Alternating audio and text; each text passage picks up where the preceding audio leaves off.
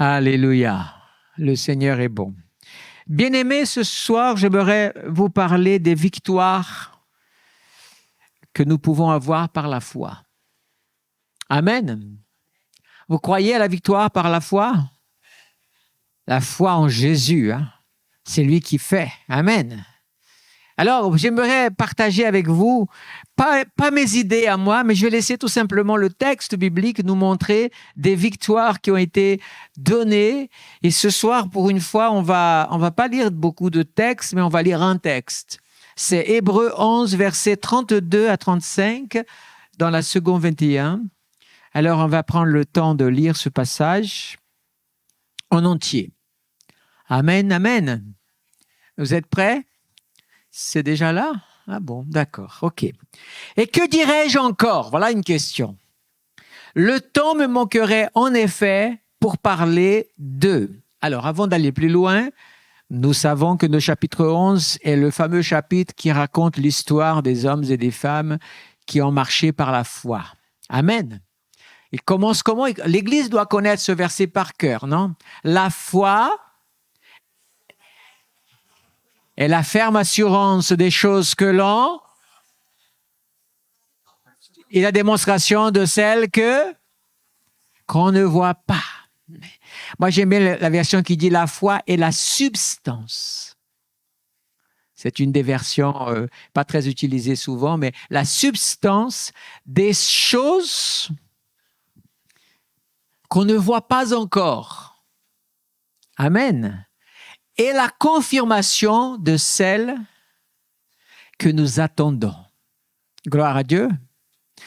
Alors, maintenant que j'ai lu ça, on peut revenir. Donc, que dirais-je encore? Donc, il y a encore des choses à dire. Celui qui a écrit l'Épître aux Hébreux dit « Le temps me manquerait en effet pour parler d'eux ». Il cite quelques personnages qui n'ont pas été cités et qui dit Gédéon, Barak, Samson, Jephthé, David, Samuel, et il ajoute « et des prophètes ». Par la foi, ils ont, dites avec moi, par la foi, ils ont vaincu des royaumes, exercé la justice, obtenu la réalisation de promesses, fermé la gueule de lion, éteint la puissance du feu, échappé au tranchant de l'épée, repris des forces après une maladie, été vaillant à la guerre, mis en fuite des armées étrangères, des femmes ont retrouvé leur mort par la résurrection. D'autres ont été torturés et n'ont pas accepté de délivrance afin d'obtenir une meilleure résurrection. Waouh! Vous savez, j'ai compté, il y a 10 victoires dans cette liste qu'ils ont obtenues par la foi. Et ce sont ces 10 victoires que j'aimerais partager avec vous en quelques minutes. Alors, bien sûr on va faire un exercice. Vous allez travailler aujourd'hui, on va être interactif. Je vais vous donner, moi, chaque victoire par la foi et vous allez me suggérer des noms. Moi, j'en ai mis ici, mais autant vous allez me sortir que je n'ai pas vu ou j'ai pas fait attention. Certains, bien sûr, sont plus héros de la foi que d'autres dans le sens où ils vont peut-être remplir plusieurs cases. Mais si on peut trouver chaque fois des personnes différentes, c'est un défi. Vous êtes d'accord? Amen. Vous êtes prêts? Première chose qu'ils ont vaincu, ils ont vaincu des royaumes. Est-ce que vous voyez déjà venir quelqu'un ou des personnes qui ont vaincu des royaumes? David, c'est le plus facile, hein? Mais bravo, c'est déjà bien de l'avoir sorti. Qui d'autre? Abraham, oui, on peut. Vous savez, dans ces choses-là, il y a des noms qui sont des passe-partout. Donc, moi, je veux quand même des choses un peu plus précises. Alors, moi, j'ai marqué les rois, déjà. Et puis, il y a David. Il y a le roi. Alors, David, parce qu'il a vaincu Goliath, mais les Philistins, puisqu'il a mis en retraite, et il a vaincu beaucoup de royaumes, c'est-à-dire des nations. D'accord? Mais ce que je veux sortir ici, c'est pas celui qui a fait la guerre naturelle et qui finalement l'a fini par l'emporter, mais ceux qui ont eu une victoire retentissante. Et c'est pour ça qu'il s'agit de la foi. Donc, nous devons être dans des illustrations qui sont exceptionnelles, qui dépassent, et pas qui sont normales, ok? Alors, nous avons ici, j'ai 3 rois à vous proposer. Le roi Asa. Est-ce que vous vous souvenez de la victoire extraordinaire du roi Asa? Marlène? Non? Des pièges, ma femme, là. T'aurais dû le savoir. Hein, t'aurais dû le savoir. Le roi Asa a une nouvelle incroyable. Il y avait 1 million d'adversaires qui venaient contre son royaume. Il est allé et l'Éternel lui a donné la victoire. Vous vous rendez compte? C'était des Éthiopiens qui étaient venus. Et avec une coalition, mais il est dit qu'ils étaient 1 million. C'est impressionnant comme armée, non? Il y a des pays qui aimeraient avoir une armée, par exemple des pays comme la France, comme l'Angleterre et comme beaucoup de pays d'Europe, même s'ils ont des armes et des armes extraordinaires, mais ils n'ont pas 1 million de soldats prêts à combattre. C'est encore autre chose. Et combattre 1 million à cette époque, mais le Seigneur a donné la victoire. Le roi Josaphat, c'est encore plus extraordinaire. Je vais crescendo, hein. Le roi Josaphat, c'était encore une coalition qui remplissait toute la région qui venait contre Israël. C'est vrai ou pas? Et ils ont tremblé.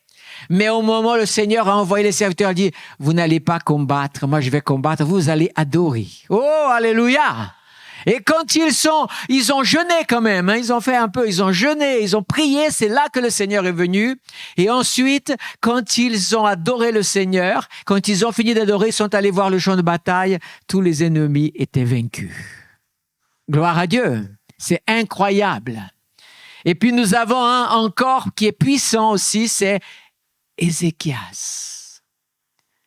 Ézéchias, c'est de son époque, j'ai déjà dit ça dans un autre message, que le grand royaume qui dominait le monde à ce moment-là, c'était la Syrie. Je vous assure, la Syrie était dominante dans le monde. Elle dominait de l'Égypte jusqu'à l'Euphrate. Tout était sous sa domination. Le roi Sankérib était un grand roi qui est resté dans l'histoire comme un roi dominant. Ils avaient la Syrie, les Assyriens, pour que la prononciation ne soit pas mal faite, les Assyriens avaient dominé le royaume du Nord et avaient emporté en déportation tout. Et puis, finalement, ils sont venus pour détruire Jérusalem. Même ils ont humilié le nom de Dieu devant tout le peuple. Alors le roi et le prophète ont prié une nuit et cette nuit-là, un ange est allé et a réglé le compte à 185 000 dans une seule nuit. Amen. Ils ont vaincu des royaumes. Dites avec moi. Ils ont vaincu des royaumes, nous aussi nous sommes vainqueurs. Gloire à Dieu, donne gloire à l'Éternel. Deuxième chose, ils ont exercé la justice. Ils ont exercé la justice. Alors voyons 2 personnes ici. Est-ce que vous voyez quelqu'un qui a exercé la justice? Comment? Salomon dans le cas des enfants là, tout ça, ouais, c'était OK. Déborah, celle-là, elle est dans ma feuille. Déborah, elle était juge en Israël. Tout le monde venait pour qu'elle puisse... C'était une femme extraordinaire. Amen. C'est la première femme avec un ministère dans le service de Dieu, c'est Déborah. Gloire à Dieu. Un autre encore. Franchement. Samuel, bien sûr. Samuel. Et puis le meilleur de tous. Jésus, mais oui, n'aie pas peur, Marlène. Jésus, il est notre justice. Gloire à Dieu. Dites-moi, le Seigneur est ma justice. Alléluia, loué soit le Seigneur. Continuons encore avec un troisième. Ils ont obtenu la réalisation de promesses. Alors ça, celui-là, c'est facile, hein. J'ai une panoplie ici, j'en ai au moins 5. Alors... Abraham, bien sûr. Un autre, s'il vous plaît. Nous avons, puisque vous avez dit Abraham, allons-y, Isaac et Jacob. Mais oui, je croyais que vous alliez suivre le rythme. Abraham, Isaac et Jacob. Pourquoi? Parce que Dieu a renouvelé auprès de chacun la même promesse. Amen. Il me reste encore trois. Comment? Joseph, oui, on peut considérer, il avait des promesses par les rêves et tout ça, c'est accompli. OK, il n'est pas dans ma liste, mais je prends aussi. Qui d'autre? Josué, bien sûr. Il est celui par qui la promesse a été acquise. Alléluia. Il me reste encore le copain de Josué. Caleb, les amis. Caleb, oui ou non? Parce que Josué a reçu la même promesse que Caleb. Vous deux, vous allez rentrer, eux, ils vont même pas être là pour être témoins. Dites avec moi, les promesses que Dieu a pour ma vie. J'ai la foi qu'ils vont s'accomplir et je vais obtenir la réalisation des promesses de Dieu pour ma vie. Amen, gloire à Dieu, donne gloire à l'Éternel. Facile celle-ci. Ils ont fermé la gueule des lions. Allez, lâchez. Daniel, bien sûr, il a jeûné, il a passé une nuit, ce sont les lions qui ont jeûné. Gloire à Dieu, tout ça par fidélité. Ils ont fermé la gueule des lions. Il y en a un, il a fermé la gueule du lion en ouvrant sa gueule. Samson, le lion a fait « waouh », il a dit « viens ici ». Plus. Et tellement il l'a écartelé. Et donc Samson, qui d'autre? David a fermé la gueule de lion. Ah oui, mais bien sûr, je n'avais pas pensé. Mais oui, bravo. Je savais que vous alliez me surprendre aujourd'hui. Mais oui, le lion est arrivé roi. David a dit, le Seigneur est avec moi. La gueule du lion sera fermée. Amen. Il me manque un. Oui, dans le Nouveau Testament, piège encore. Paul, les amis. Paul dit, il a fermé la gueule du lion. Eh oui, il y a une déclaration de Paul. Je n'ai pas pris de texte aujourd'hui, c'est parce que c'est un exercice, mais vous connaissez ça. Il a fermé la gueule du lion. Quand Paul, il parle au gouverneur et qu'il récite, j'étais en prison, il a fait ça, on a voulu m'emprisonner, me tuer, mais Dieu a fermé la gueule du lion. Et il montre que le lion ici, c'est l'adversaire qui rugit comme un lion autour de toi. Dis avec moi, le lion qui rugit, qui tourne autour de moi, ne mourra pas. Sa gueule sera fermée par l'ange de l'Éternel. Et je bénis le Seigneur. Gloire à Dieu. Oh, ceux-là, je sais même pas. Ils ont éteint la puissance du feu. Sadrach, Mésach, Abnego. Mais oui, on ne peut pas avoir meilleur exemple. Éteint la puissance du feu, vous pouvez pas. La puissance, ils n'ont pas éteint le feu, ils ont été la puissance du feu. Quand ils sont rentrés dans la fournaise, le feu a été encore augmenté 7 fois plus, mais même pas mal. Gloire à Dieu. Ouais, franchement, gloire à Dieu ou pas? Seigneur, même si je passe par des épreuves de feu, le feu ne me brûlera pas. Parce que le Seigneur est avec moi, même dans la fournaise. Alléluia! Gloire à l'Éternel.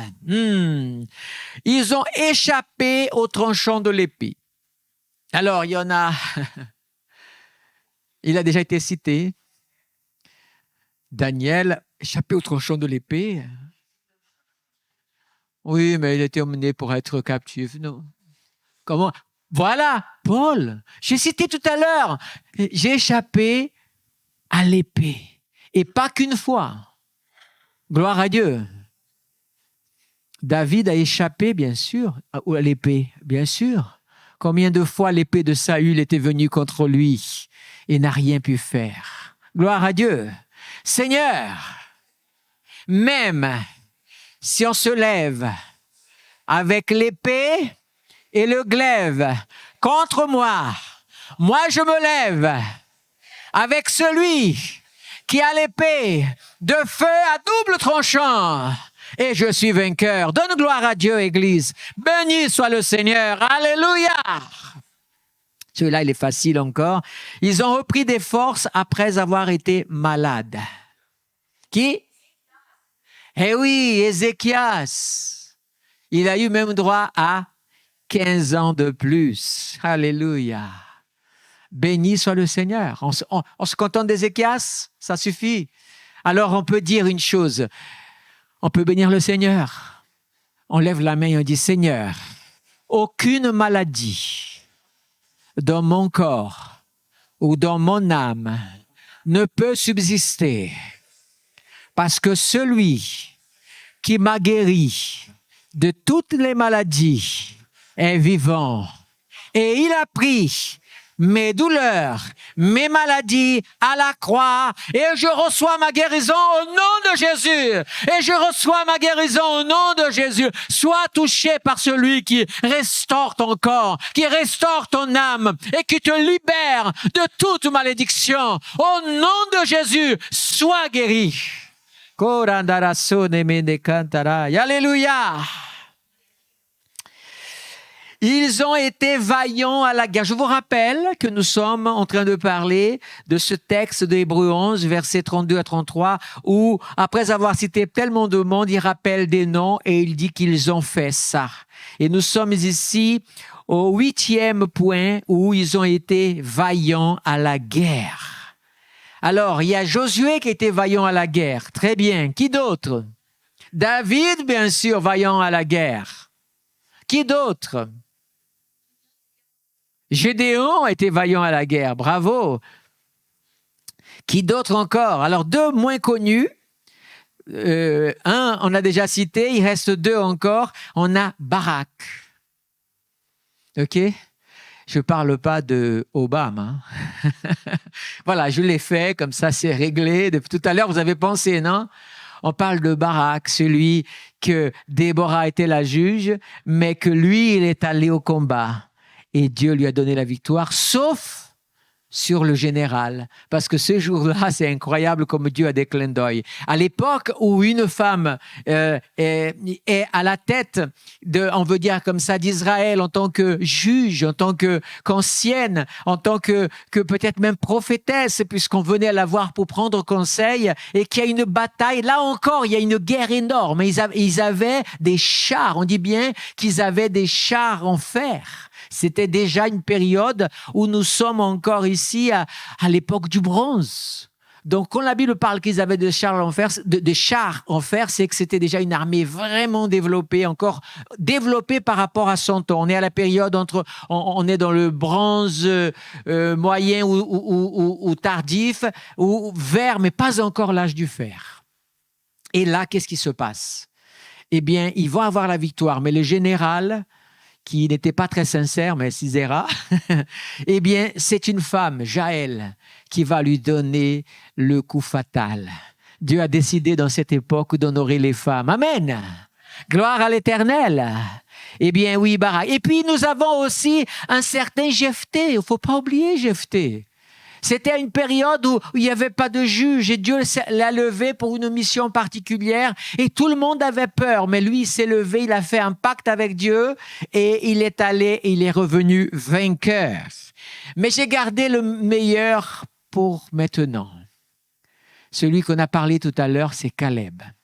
Il y avait Caleb aussi. Alors, je rappelle ce que j'allais dire tout à l'heure en précipitation, c'est maintenant que je dois le dire. Pourquoi j'ai mis Caleb, qu'il était vaillant? Parce qu'il met à toutes les personnes âgées, une petite dédicace pour vous, s'il vous plaît. Vous n'êtes jamais assez âgé pour ne pas être une bénédiction de la main de l'Éternel. Amen. Écoutez bien, Caleb, il est dit dans la parole de Dieu que Caleb parle alors qu'ils sont dans la terre promise et il dit ceci. Quand Moïse a fait la promesse, j'avais 45 ans. Aujourd'hui, c'est passé 40 ans, puisqu'on a traversé le désert, on a déjà commencé les conquêtes. J'ai 85 ans, mais j'ai la même vigueur. Et la terre que je n'ai pas encore obtenue, c'était laquelle? Vous croyez que c'était la terre la plus facile? C'était la plus difficile. C'est celle où il y avait les Anakiens. c'est-à-dire les géants, du côté de Hébron, vous savez. Et lui, il a dit, je veux la promesse. Dieu m'a dit qu'il me donnerait ça. Je veux cette promesse-là. Vous savez, c'est les mêmes géants qu'ils avaient vus auparavant quand les espions étaient allés, qu'ils avaient tremblé. Mais Caleb avec Josué ont dit, nous, on va les vaincre. Eh bien, à 85 ans, il a dit, je suis pas encore mort et je vais prendre mon héritage. Alléluia! Il est allé et il a conquis, on lui a donné Hébron. Gloire à l'Éternel. Lève ta main, Église, lève ta main. Alléluia! Alléluia! Il n'y a pas d'âge pour être vainqueur. Il n'y a pas d'âge pour réaliser des promesses pour Dieu. Il n'y a pas d'âge pour ne pas recevoir les promesses de Dieu. Il n'y a pas d'âge pour être vainqueur des géants. Je crois dans les promesses de Dieu et je reçois les promesses de Dieu. Glorifie l'Éternel. Parle en langue. Scelle ces paroles dans ta vie. Alléluia. 9e, ils ont mis en fuite des armées étrangères. Alors, Moïse a mis des armées étrangères en fuite. Bon, il n'a pas mis en fuite, il a pris l'eau et puis c'est Dieu qui a fermé sur eux. Ils n'ont pas fui, ils sont morts sur place. Non, mais je te taquine un peu, je conçois l'idée. Mais comme je veux être très méticuleux, donc on va dire une chose. Là, on peut sortir deux qui sont déjà sortis. Gédéon, ils étaient sous la puissance d'une armée étrangère. On est d'accord? Eh bien, lui, il voulait pas, il avait peur, vous connaissez, mais il a été vainqueur et vous connaissez comment c'était. C'était merveilleux. Il n'a même pas combattu. Le Seigneur a dit, tu vas simplement briser le vase, libérer la flamme, amen, sonner la trompette et moi j'agirai. Amen. Lève-toi, Église, lève la main. Il y a Jephthé aussi, mais on a déjà parlé, mais Jephthé, lève ta main, Église, et dis avec moi, alléluia, je veux briser le vase de l'orgueil de ma vie. Je veux que la flamme de l'esprit brille plus fort dans ma vie. Je veux sonner la trompette de la parole de Dieu, de l'Esprit de Dieu, que ma bouche soit une trompette pour Dieu, alléluia, qui glorifie le nom de l'Éternel, et tous mes adversaires et tous les ennemis de mon âme seront vaincus, parce que le Seigneur envoie son armée et combat pour moi. Gloire à Dieu, gloire à Dieu, gloire à Dieu, alléluia. Glorifie le Seigneur, Église. Au travers de ces paroles, le Seigneur encourage ta foi. Au travers de ces paroles, le Seigneur te lève pour que tu aies confiance, pas en ta force, mais dans la force de l'Éternel qui est dans ta vie. Alléluia! Fais confiance à l'Éternel. Remets-lui ton chemin. Fais-lui confiance et il agira. Allez, la 10e. La 10e. Des femmes ont retrouvé leur mort par la résurrection. C'est incroyable parce que il y en a dans la Bible une petite particularité.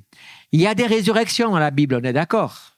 On est d'accord. Il y en a pas mal de résurrections, mais la plupart des résurrections concernent une femme dans l'histoire. C'est ça qui est fabuleux. Alors, on y va? Marthe et Marie, ok, c'est vrai, donc c'est le frère qui est mort, mais Marthe et Marie étaient là, même si leur foi était un peu, mais Jésus agit là, le Seigneur. Là, bravo, la veuve de Naïm, c'est son fils, Jésus rentrait le fils, elle a vu son mort ressuscité. Là, ça devient intéressant parce que nous sommes dans le Nouveau Testament, mais et si on allait dans l'Ancien? La veuve de Sarepta. On est d'accord? C'est celle chez qui Élie est resté habité pendant la période où il n'y avait pas de pluie, où il s'est caché là-bas. C'est celle qui a fait multiplier la farine et l'huile pour que toute la famille soit nourrie. Et à un moment donné, son enfant va mourir, mais le prophète va être utilisé par Dieu. Elle va voir son fils ressuscité. Et on a entendu, bien sûr, la Sunamite. Mais oui, c'est la Sunamite. Il s'agit d'Élisée. C'est extraordinaire. C'est elle aussi qui part de quelque chose de fabuleux. Quand un chrétien fait du bien à un serviteur de Dieu, même une personne du monde fait du bien à un serviteur de Dieu, Dieu voit et le bénit. N'oubliez jamais ça. Faites du bien et pas de mal. Alors, si vous ne faites pas de mal, si vous ne faites pas de bien, ne faites pas de mal. Mais le mieux, c'est de faire du bien. Elle a vu le prophète venir faire le service. Cette femme, elle s'est dit, non, mon mari, viens voir. C'est un homme de Dieu. On ne peut pas le laisser venir faire son travail. J'imagine qu'il faisait un voyage long pour venir dans la région et il n'avait pas où se reposer. Il a dit, non, on ne peut pas le laisser un serviteur de Dieu comme ça. On va lui faire une chambre chez nous, chambre haute. Elle était visionnaire, la Sunamite. C'est pour ça que je l'ai laissée en dernier. La chambre haute pour le prophète. Gloire à Dieu. Béni soit le Seigneur. Alléluia. Les Pereira, ils ont une chambre haute chez eux. Quand je suis arrivé en Corse au début, j'ai dormi là-bas et c'est là-bas que j'ai eu un combat avec l'adversaire dans la chambre haute. Mais je suis descendu le matin victorieux. Alléluia. Et il y a une chambre haute pour recevoir. Et quand il s'est passé quoi? Quand il y a eu le moment de l'épreuve et que, écoutez bien, cette femme est visionnaire. Elle a une histoire qui mérite qu'on lise son histoire et qu'on apprenne. Qu'est-ce qu'elle va faire? Son fils est mort. Elle va dire, prends l'enfant et mets-le dans la chambre du prophète. Elle aurait pu dire, mets-le dans ma chambre, c'est mon fils. Ou dans sa chambre, n'est-ce pas? Non, dans la chambre du prophète. Elle est allée voir en silence, elle est arrivée en silence. Et le Seigneur a fermé. C'est une des rares fois qu'on voit le prophète, et c'est beau parce que l'humilité du prophète est grande. Il y a des prophètes qui ne reçoivent rien, mais à cause de la réputation, ils veulent donner quelque chose obligatoire. Parce qu'il faut dire quelque chose pour ne pas perdre la réputation. Et Élisée n'a pas fait ça. Il a dit, le Seigneur m'a caché ce qu'elle a. Je vois qu'elle n'est pas bien et il me l'a caché. Et là, elle déverse son cœur. Et puis, il envoie son serviteur, vas-y. Et il envoie avec le bâton. Tu poses le bâton sur l'enfant. Amen. Et puis, lui, il arrive et l'enfant va retrouver la vie miraculeusement. Elles ont et c'est drôle, hein, parce que là, c'est des femmes, c'est marqué. Donc, ça veut dire que l'écrivain hébreu savait que Dieu avait utilisé. Et quand on regarde, c'est vrai que les femmes sont les principales bénéficiaires dans les différentes résurrections. Nous en avons compté 1, 2, 3, 4. La résurrection de Jésus, c'est différent, c'est particulier, c'est Dieu qui l'a ressuscité et il est ressuscité parce qu'il est la vie. On ne peut pas compter celui-là. Mais il a vaincu la mort, on accepte quand même dans ce sens. Mais comme le thème dit, des femmes ont retrouvé. C'est vrai. Bon, Marie était contente de voir son fils ressuscité. Donc, on pourrait l'ajouter dans ce sens, dans ce contexte-là aussi. Église, lève-toi, s'il te plaît. J'aimerais que tu puisses comprendre une chose avec moi ce soir. Nous sommes des chrétiens, pas dans le sens religieux du terme, beaucoup plus noble que ça, cette expression. En tant que chrétiens, nous voulons voir la gloire de Dieu. Et nous voulons la voir et nous voulons l'obtenir. Je vous rappelle, quand on a enseigné, je crois que c'est même déjà en ligne ce message, c'est enlever les obstacles à nos prières. Et un des obstacles, c'est le manque de foi. On avait dit ça la nuit de la veillée passée. Eh bien, si le manque de foi est un obstacle, avoir la foi, c'est quoi qu'on avait dit? On avait dit que dans la prière du vendredi dernier, que c'est une des sœurs de la prière. Vous n'êtes quand même pas déjà oublié au bout d'une semaine. Bien-aimé, la foi. Et la foi, elle nous couronne de victoire. Et j'aimerais simplement que vous disiez déjà avec moi, Seigneur, la mort n'est pas plus que la vie. Mais Jésus a vaincu la mort. Je suis plus que vainqueur par celui qui me donne la vie. Rien ne peut me séparer de l'amour de Dieu qui se trouve en Jésus. Ni la hauteur, ni la profondeur, ni la longueur, ni la largeur, ni les tribulations, ni les anges, ni les dominations, et ni la mort. Parce que le Seigneur de la vie habite en moi. Proclamons que la victoire de la foi nous avons en Jésus-Christ. Toutes ces victoires que tous ces hommes, ces femmes, ces rois, ces prophètes et tant d'autres, des connus, des moins connus, ont obtenu. Ils l'ont obtenu par la foi. Ils l'ont obtenu parce qu'ils n'ont pas regardé aux apparences, parce qu'ils n'ont pas regardé aux difficultés, parce qu'ils n'ont pas regardé à l'épreuve, parce qu'ils n'ont pas regardé à eux-mêmes et à leurs possibilités. Ils n'ont pas regardé à leur âge. Ils n'ont pas regardé au nombre des adversaires. Ils n'ont pas regardé si c'était des lions qui voulaient les dévorer ou si c'était autre chose. Ils ont regardé à celui qui est l'auteur et celui qui est l'accomplisse la foi de notre cœur. Seigneur, augmente ma foi. Augmente notre foi parce que nous déclarons que nous sommes plus que vainqueurs. Être plus que vainqueur, c'est avoir une foi qui dépasse les montagnes. La foi que dit Jésus, si tu pries et que tu crois dans ton cœur que le Seigneur t'a déjà répondu, alors tu auras la réponse à tes prières. Ça, c'est la foi. C'est la foi qui transporte les montagnes et qui dit montagne, déplace-toi à la mer. Figuier, déracine-toi d'ici. La foi.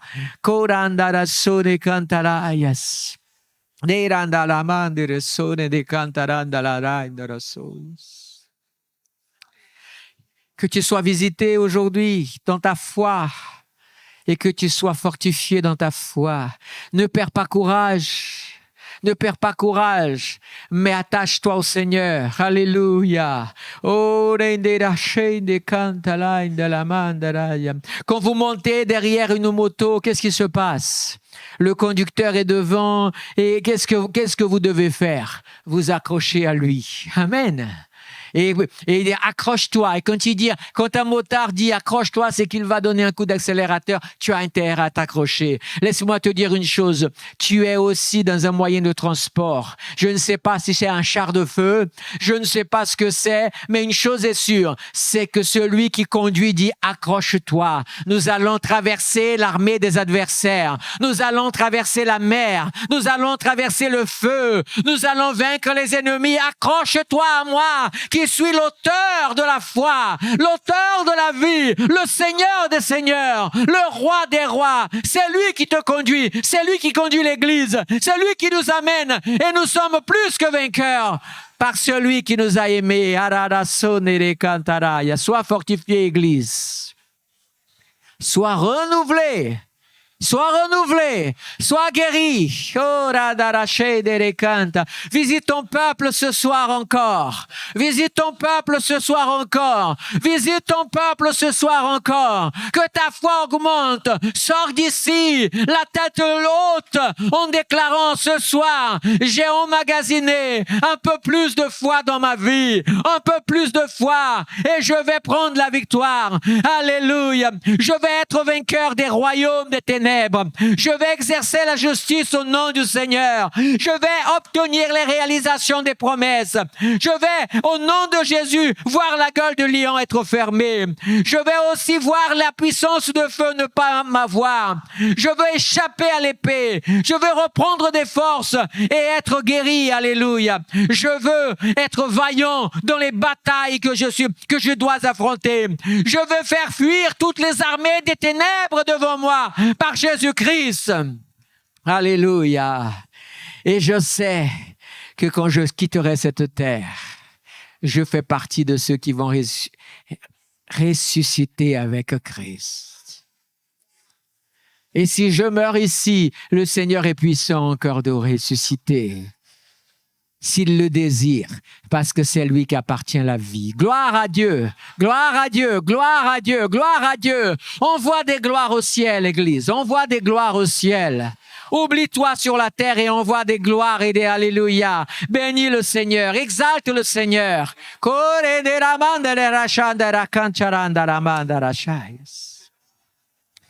Merci Seigneur pour cette soirée. Merci pour ton Saint-Esprit. Merci pour les victoires, celles que nous avons eues. Merci. Mais je dis déjà merci pour les victoires qui arrivent. Alléluia. Viens victoire. Viens victoire. Je t'appelle par la foi dans ma vie, dans tous les domaines qui me manquent. J'appelle maintenant que la foi amène les victoires à venir au nom de Jésus. Amen.